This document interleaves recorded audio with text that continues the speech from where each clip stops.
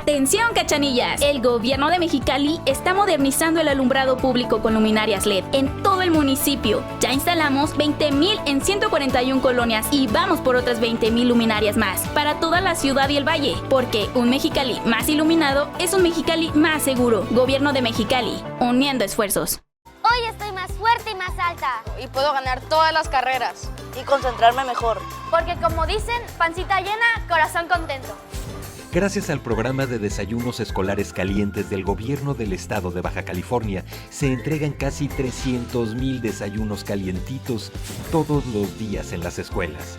Con tu ayuda, seguimos trabajando por nuestras pequeñas y pequeños, con el corazón por delante. Pancita llena, corazón contento.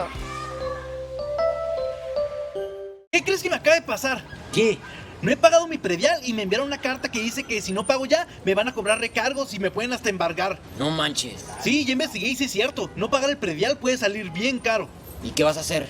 Nomás lo que debía haber hecho antes, ir a pagar mi predial y aprovechar los descuentos. Gobierno de Mexicali, uniendo esfuerzos. Lindero Norte Noticias. Periodismo sin fronteras.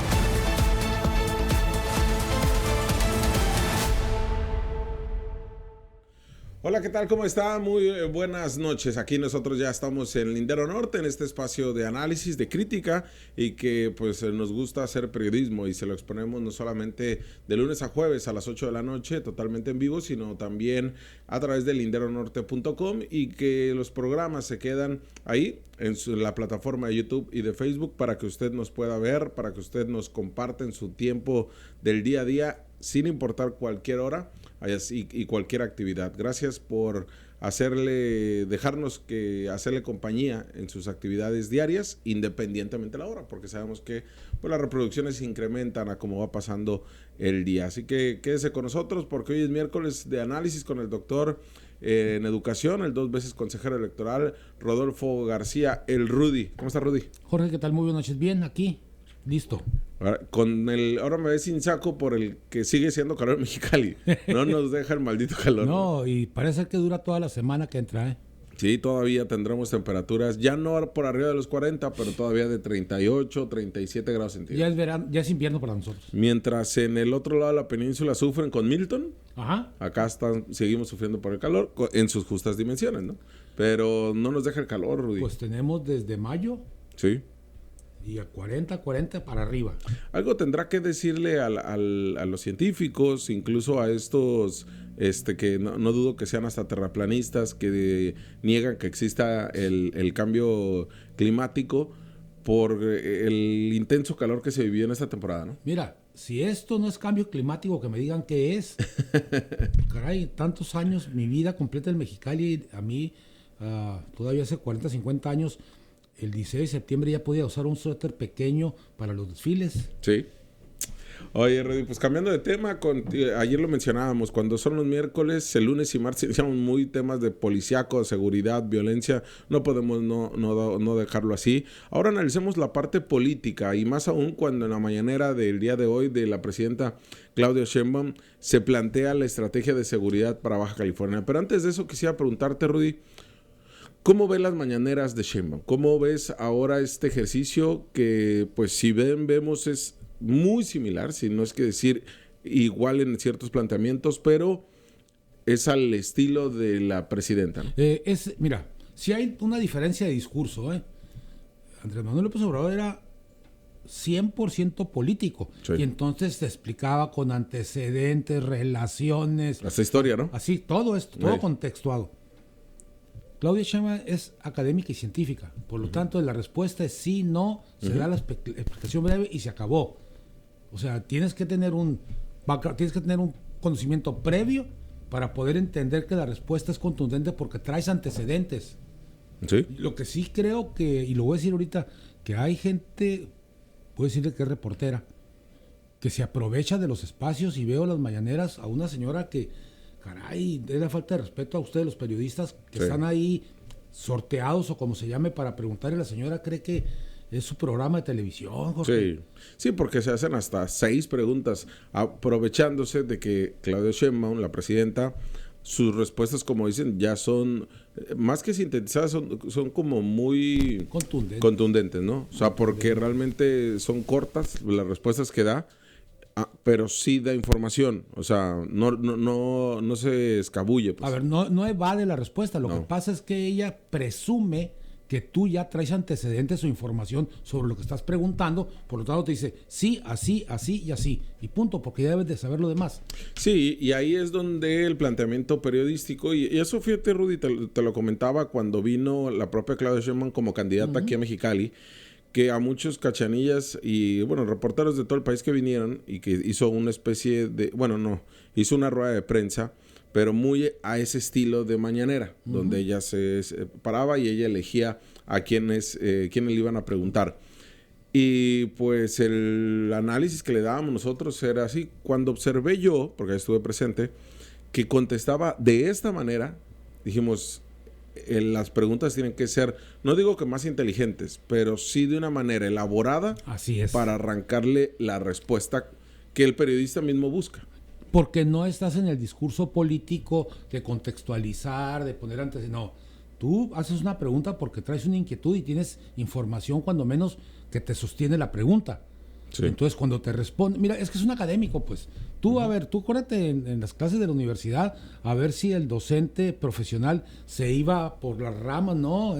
El teórico es este y plantea esto y el proceso es este y se hace así. ¿Es mejor o peor estas mañaneras? Pues a mí me gusta mucho más, por mi vida. Y además ves que quien va con un tono de una pregunta dirigida con jiribilla, hasta ves que no lo obtiene, ¿eh? Así es. Bueno, otra vez, uno cuando está en la docencia universitaria sabe quién ahí está preguntando por preguntar o por sobresalir o por intentar quedarte en ridículo. Y entonces tienes una respuesta para cada uno. Y el día de hoy, pues el primero, uno de los planteamientos importantes para nuestra región, para Baja California, fue el tema de la seguridad, donde dice la propia presidenta del país, ya nos reunimos con Marina El Pilar, la gobernadora del estado, y a partir de ahí vamos a ir a Tijuana, donde es una de las ciudades con mayor número de homicidios. Ojo, señala el tema de homicidios como algo fundamental. Y vamos a dirigir la estrategia de seguridad nacional en esa zona. ¿Cómo ves, Rudy? Lo veo muy bien porque efectivamente un buen porcentaje del total de homicidios, o como se le quiera llamar, asesinatos, para mí, se los lleva a Tijuana, ¿eh? O sea, una parte porcentual es representativa de Tijuana. Y 2, yo no creo, estoy convencido que aquí debe entrar mucho mayor inteligencia policíaca y tiene que haber mayor contundencia, Jorge. Eso, mira, si quieres bajarle a esa incidencia de asesinatos, tienes que pegarle al narcomenudeo y al trasiego de droga. Sí, porque bien lo comentas. A ver, cerca del 90% de los homicidios que ocurren en la entidad son en Tijuana. Así es. Y de ese, cerca del 90%, el 70% son por narco. Así es. ¿No? Y esas son las estadísticas, los números fríos. Pero dentro de esta actividad delincuencial vienen otros delitos que rodean al narcotráfico o del cual el narcotráfico como crimen organizado los ejecuta con un entendimiento de las ciudades totalmente distintas. ¿Y por qué te lo digo, Rudy? Porque tendrá que el gobierno federal por fin entender que lo que sucede en Sinaloa impacta a Sonora y a Baja California y Baja California Sur. Así es, sí. Por el aire, por el mar por la tierra. O por la tierra. Así es. Entonces, ahí la estrategia tendrá que ser distinta, no solamente con la Guardia Nacional. Veremos cuál es el planteamiento para Tijuana, ¿no? Veremos cuál es, y no es suficiente con que haya más presencia. Tiene que haber más investigación para tener más resultados en términos de detenidos, Jorge. Sí. Ese es el asunto. A mí de nada me sirve ver a la Guardia Nacional caminar o vigilar aquí si no hay detenidos de la gente que se enfrenta para un lugar donde vender, o el trasiego, todo el transporte y eso, porque efectivamente, como tú lo dices, el análisis, aquí está la producción en Sinaloa, pero el mercado está en Estados Unidos, entonces tienen que cruzar Sonora, Baja California Sur, para llegar por mar o por tierra a Estados Unidos. Entonces aquí está la parte virulenta, porque aquí está el comercio, pues. Sí, porque las rutas de la droga llegan hasta acá, o sea, no es como que llegaron por generación espontánea. No, o sea, está muy bien identificado la manera como los hijos del Chapo Guzmán han utilizado las vías marítimas y se apoderaron del Golfo de Santa Clara y de San Felipe, por ejemplo. ¿Y San Luis? ¿No?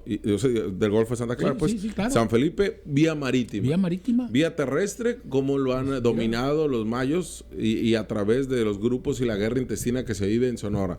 Desde Culiacán y pasamos hasta por Caborca, Sonoita, hasta Ciudad Obregón, cómo los termina alcanzando. Y de ahí, pues obviamente para el Valle de San Luis, para el Mexicali e incluso lo que se vive en Tecate. Vemos una serie de componentes de violencia, Rudy, que si la apuesta sigue siendo la Guardia Nacional, vamos a tener los mismos resultados. Por eso es interesante que en la reunión, a ver si podemos poner las fotografías, mi querido Isaac, en la reunión prácticamente la encabeza Harfuch y la propia presidenta. Así es. Mira, no conozco a Harfuch, sé que hubo un intento de asesinato, en fin, pero sé que es un policía profesional. Sí. Ese es un primer caso. 2, si siguen manteniendo a la Guardia Nacional solo para rondines, Jorge, no va a funcionar. Tienen que darle, no sé si llamarle respaldo para que pueda haber detenciones. Esto se resuelve con detenciones de la gente que anda en esto, Jorge. Uh-huh. Y la imagen, la siguiente imagen, a ver si nos la puedes poner, Isaac, también nos dice mucho, Rudy, porque en esta imagen no vemos al secretario de Seguridad Ciudadana. O sea, no está Tizoc Aguilar Durán, que fue una imposición del López Obradorismo, o sea, del gobierno de López Obrador, de quien era Crescencio Sandoval. Así es. Ahora es otro militar quien tiene el mando de las Fuerzas Armadas y es ahí donde no está en esta reunión y esto nos tendría que decir mucho. Está en Baja California, sí, pero previo a esto tenía mucho tiempo que no salía a medios de comunicación, se había ido a Washington y había estado, pues realmente no sabemos dónde. Puedes volver a repetir la otra imagen, Stack, y en la otra imagen que ya veíamos, que encabeza en Presidencia de la República Claudia Sheinbaum, que la vemos ahí al centro, pues también está la secretaria de Gobernación, está el nuevo secretario de la Sedena, está Harfuch, está Marina del Pilar, está Lázaro Cárdenas Batel, está también quien fuera la Procuradora de Justicia en la Ciudad de México y hasta está Arturo Saldívar y está la fiscal Marilena Andrade. Ese es el cuarto de guerra, pues. Ese es el War Room. Estoy totalmente de acuerdo, con caras nuevas en el sentido de estrenar del ejercicio del poder, pero también entiendo, por ejemplo, este asunto de los militares.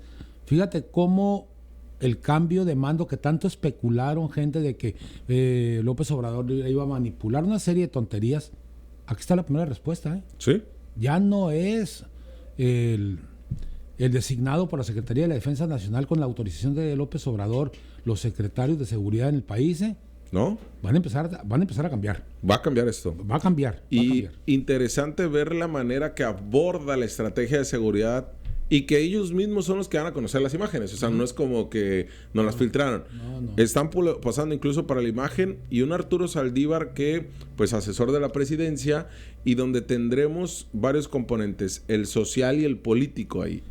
Sí, pero además la determinación de generar inteligencia policial para tener golpes contundentes, Jorge. Es lo que criticaron. No se ve inteligencia, sino actos casuales.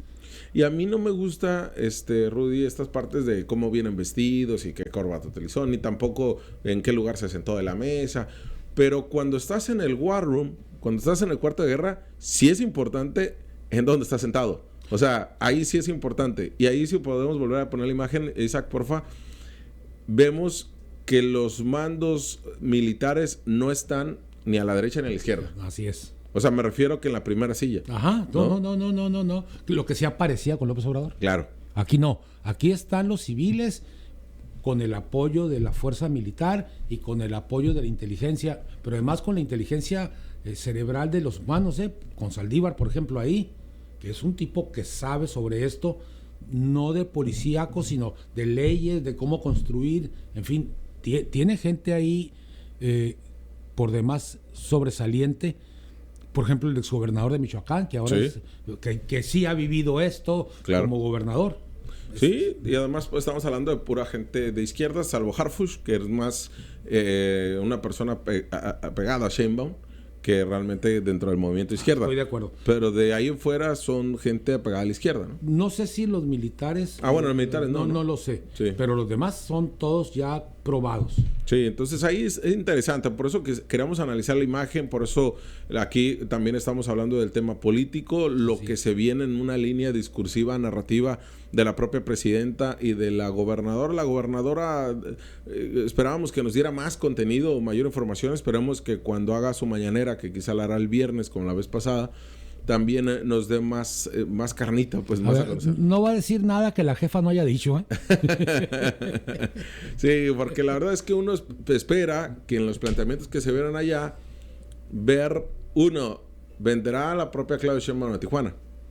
Sí, nomás que insisto, la disciplina política es de que lo que no diga la jefa no lo digo yo. Sí. Pero bueno. Sí, necesitamos buscar ahí. Pero que venga Claudia Sheinbaum, la presidenta, ¿qué te dice, Rudy? Me dice nada más que hay una preocupación real por un problema que no se resolvió en el sexenio pasado, ni en muchos otros, pero no le voy a quitar responsabilidad. No se resolvió. Uh-huh. No sé si creció o no, porque aquí hay una contradicción entre la percepción y los datos. Sí. No lo sé también. Pero lo que sí es que tiene que ponerle freno en las partes más... Mira, estoy seguro que de aquí se van a ir a Guanajuato. Sí. A ver. Sí, totalmente. O porque ya visitó, se supone, Harfuch, Culiacán. Sí, ya. Y ya fue el comando de seguridad. O sea, dentro de la estrategia, ahí está. Ya fue. Y sí tendría que ser uno de los enfoques. Sin duda alguna lo que pasó en Chilpancingo con este asesinato del alcalde, lo que sucedió en Sinaloa con el robo de las camionetas, bueno, el asalto a las camionetas y a la investidura de lo que es la alcaldesa de Mazatlán y el alcalde de otro municipio de Sinaloa, pues también nos habla de que la violencia no puede quedar estacionada, ¿no? No, pero es que además son variables de la delincuencia. Le tienes que pegar primero al foco que produce dinero, que es la producción de fentanilo, cuando menos. Sí, y ahí estarías atacando estas partes de las rutas de la droga. Así también, ¿no? Lo que comentaba Rudy. Porque sí es importante plantearlo ahí. Y dentro de la violencia que decíamos, Rudy, tiene un porqué el que se estén peleando en el Valle de la Trinidad. Tiene un porqué el que en un principio, te acordarás de, bueno, hace 3 años fue San Felipe. ¿Fue San Felipe? Acaba de ser fue Santa Clara. O sea, son rutas de droga. Más que el destino es como ese trampolín a llegar a Estados Unidos. No, es que llegar a San Felipe, irte por Valle de la Trinidad, Ensenada, Tijuana, es otra ruta diferente a bajar por Mexicali y meterte a Tijuana. Sí. Y además el Valle de Mexicali, lo que significa tener el control del Valle de Mexicali con el mando de los rusos. Entonces, en este análisis de lo que se está trabajando, por eso es que también el secretario de Tijuana, el secretario de Seguridad Pública de Tijuana, Sánchez Rosales, pues es un recomendado, si no una imposición, de Omar García Harfuch. Cambias de mando militar. Sí. Te centras en lo civil. Así es. Entonces, ¿por qué? Porque si bien es cierto, Fernando Sánchez, exsecretario, él era un civil, lo que se buscaba con Ismael Burgueño en un principio, porque pensaron que esa iba a ser la línea que querían, era un mando militar, que era lo que también en Mexicali se evitó a toda costa tenerlo, que un militar estuviera a cargo. Aún así, en la Secretaría de Seguridad de Baja California sí se tiene a un militar, al general Tizoc Aguilar Durán, ¿no? Porque es el pasado, Jorge. Sí. Esperemos con estos. Fíjate, ahí pusiste 2. Tijuana ya mando no militar. Sí, civil. Mexicali, mando no militar. Uh-huh. ¿Quiere decir que los que están quedando tendrán que cambiar? Sí, totalmente. Y además de eso, cuando vimos, por ejemplo, también dentro de las mañaneras de Sheinbaum, cuando señala que el encargado de INAMI, del Instituto de Migración, va a ser el gobernador de Puebla. Uh-huh. O sea, ya urge que exista un nuevo planteamiento de la estrategia de migratoria en México. Ya urge. Pero nos estamos esperando a diciembre. Aún así dice el programa o el proyecto ya se está encaminando. Eso nos habla de que Claudia Sheinbaum no está entrando de golpe a todos los temas. O sea, no, lo está fortaleciendo. Agarra uno, lo fortalece y lo deja. Eso es lo que está haciendo. Entonces ahí también veremos si en estos cambios que se ven o se proyectan, pues va a ser lo de hacerlo quizá a principios de año, los cambios de mando, yo sé a lo que me refiero. Los fuertes, sí, estoy de acuerdo. Primero tiene que sentarse, posicionarse, tomar las primeras decisiones, ya a aceitar el motor de los funcionarios, y ahora sí voy al siguiente paso. Eso es. Rudy, hoy nada más para comentarlo, ya lo pueden leer en linderonorte.com. Una persona, a ver si le puedes poner poquillo blur o algo, mi querido Isaac, ahí a la persona, al cadáver. Esto ocurrió el día de hoy en Mexicali. Fíjate, Rudy, que hubo 2 hechos violentos que ocurrieron en el Valle, pero el que más pegó es el de este empresario, comerciante empresario del kilómetro 43 del poblado Guadalupe Victoria, quien pues fue ultimado al exterior de su negocio de venta y compra de celulares. Gracias, mi querido Isaac. Y pues fueron disparos de armas largas, ¿no? De grueso calibre. El acompañante que venía con él resultó herido de gravedad, está hospitalizado.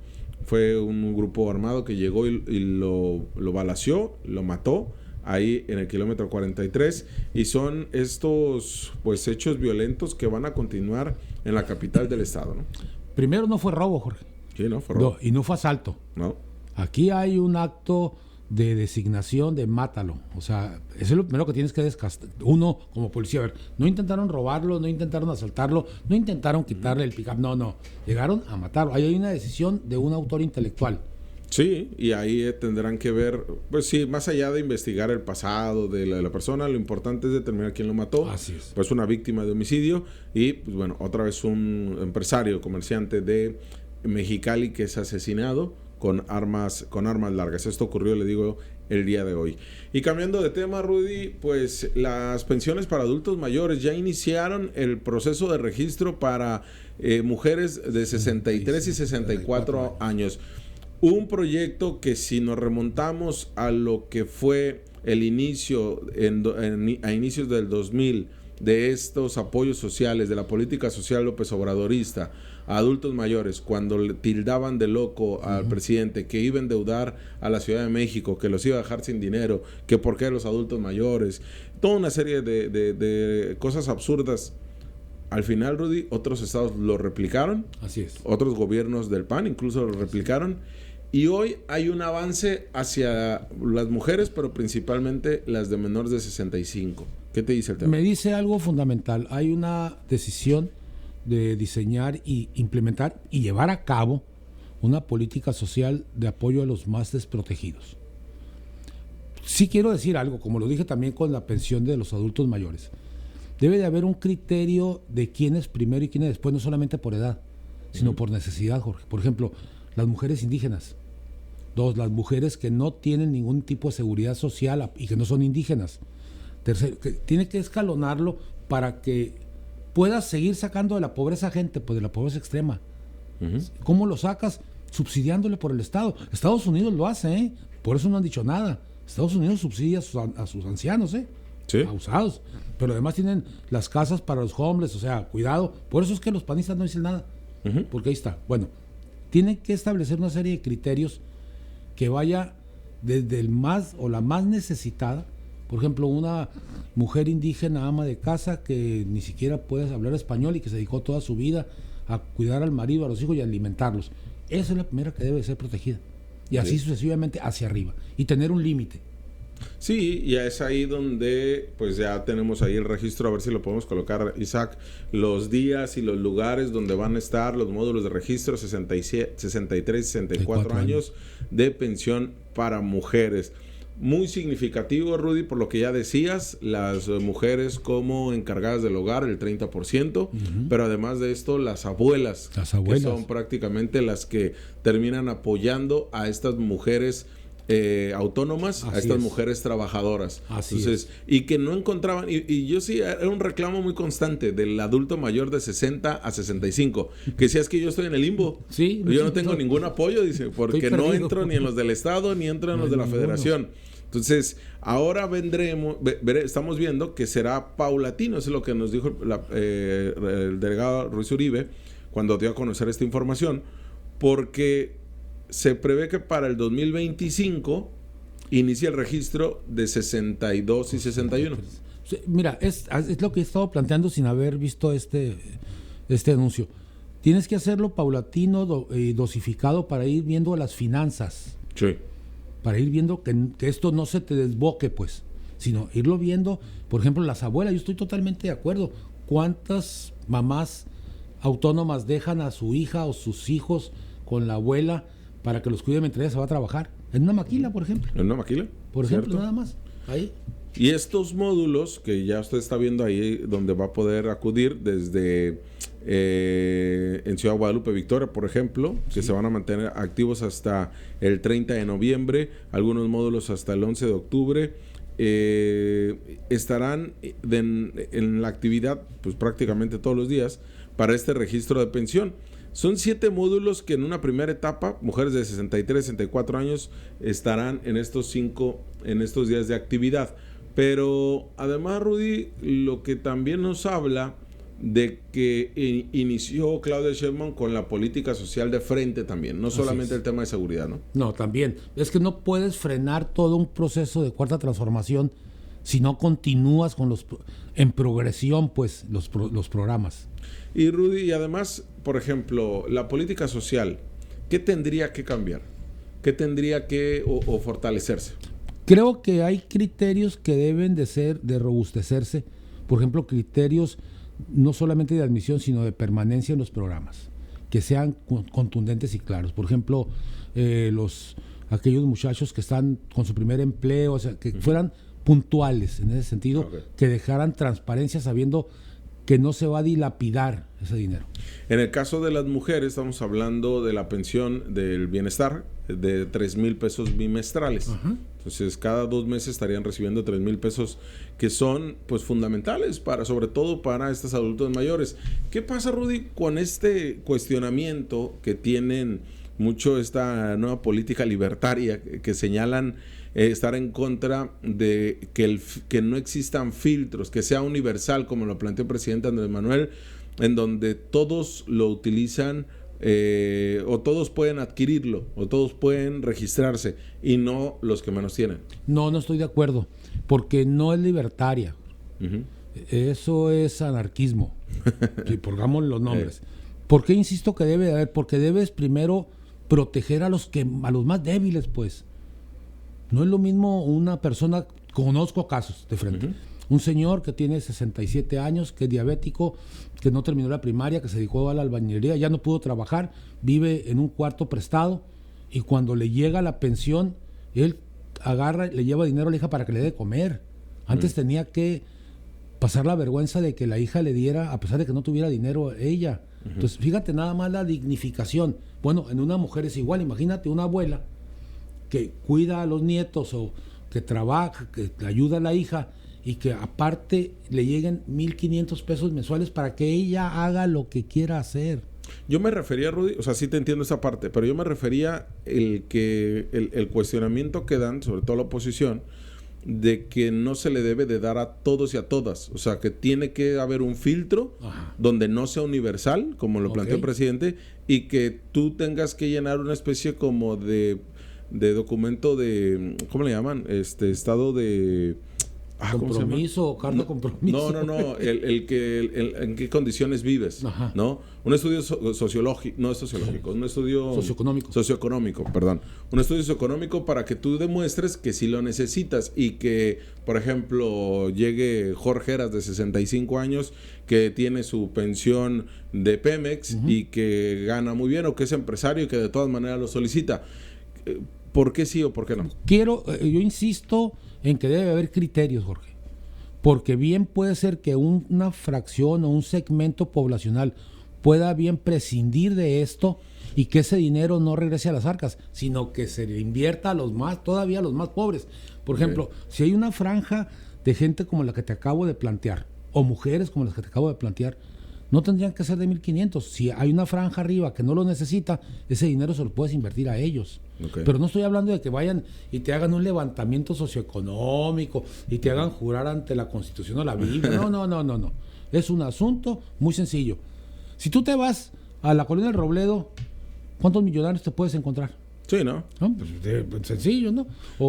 Cuando pongo estos ejemplos por eso los módulos tienen que estar puestos en los lugares que evidentemente son los que más necesitan. Y además, Rudy, lo decía, a mí me parece correcto cuando el presidente lo planteaba.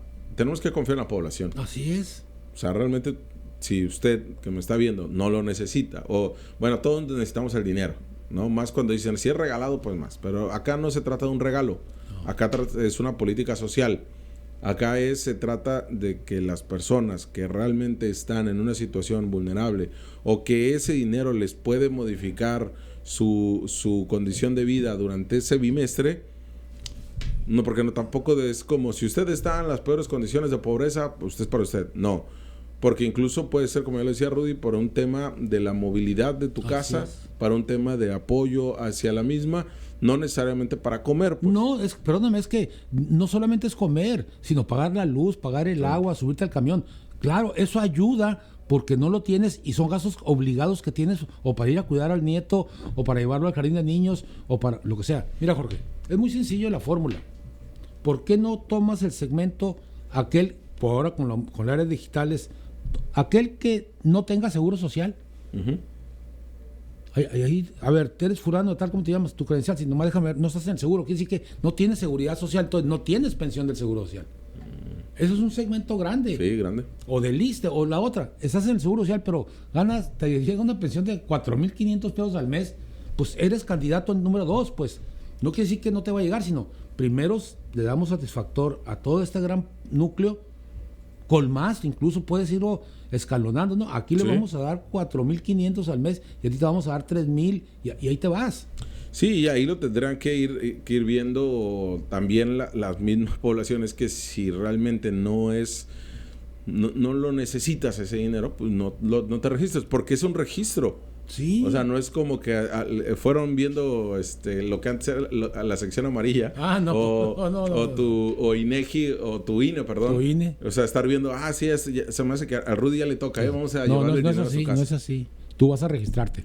Oye, Rudy, pues bueno, ahí está este tema que es interesante y que, por supuesto, para nosotros como periodistas lo hemos planteado de la política social, cómo ha venido funcionando. Y por último, Rudy, Canaco se opuso, o se opone más bien, y se ha opuesto a la regulación de carros chocolates. Lo extendieron ya hasta el 2026, hasta septiembre, este trámite de 2,500 pesos para que tu carro chocolate pues ya pueda circular, obviamente sacando tú ya tus placas de circulación y que cuentes con tu licencia y con tu seguro. Pero dice Canaco que las yardas de carros se han visto afectadas. De 100 que había en Mexicali, ahora solamente hay 30, y que es un negocio el más afectado por eso. Sí, estoy de acuerdo con respecto a su análisis. O sea, claro, Canaco tiene que proteger a una de las áreas que ellos abrigan, pues, que son los autos usados, la venta de autos usados. Pero lo que no combaten es todos aquellos carros que te puedo decir que en la novena se paran afuera un privado y pone 6, 8 carros en venta, digo. Sí. Y ahí hay un comercio abierto. El otro es un comercio, si tú quieres, es un mercado individualizado. Cuando yo por mí solo voy y hago el trámite, no pongo 8 carros a vender. Sí. Esa es la diferencia. Y 3, yo creo que sí debería de restringirse un poco más el tiempo. Creo que el 2025 sería buena fecha, a finales del 25, de dejar este programa, porque si no se va a ciclar, Jorge. Se va a ciclar. Me voy a esperar al último, voy a dejar que pase el número, no sé, el 2009, el 2010, y voy a comprar. Pues ese es el problema, está muy largo, el plazo está muy extendido. Sí, y ahí va a complicar absolutamente todo, porque también dentro de los trámites, pues ya cada vez vamos viendo que se incrementa el número, ¿no? O sea, el número por ejemplo, para 2025...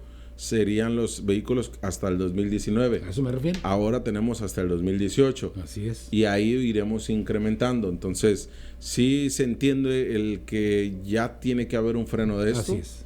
Aunque pues el recurso de los carros chocolates se han venido a servir para la pavimentación, al menos en las ciudades que se lo han transparentado.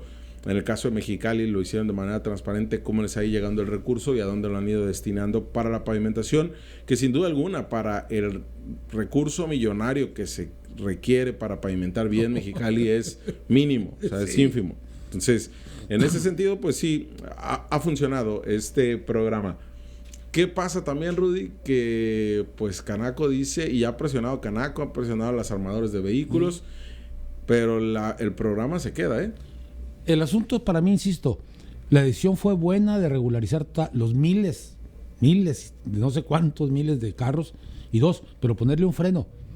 Porque entonces estás haciéndole el juego a la NAPAF, a todo eso, dejándolo circular, pues. Sí. Tienes que poner un límite y decir, hasta aquí, y se acabó, y de ahí en adelante tienes que traer regularizado tu carro. Sí, y ahí es pues es que ya vamos serían 4 años prácticamente. Entonces, 4 años de programa para regularizar carros chocolates, y pues sin duda alguna seguirá habiendo pues carros que regularizar. pues claro, porque tengo la oportunidad de vender el carro que tenía viejito o yonquearlo y agarrar otro dolarito y pasármelo.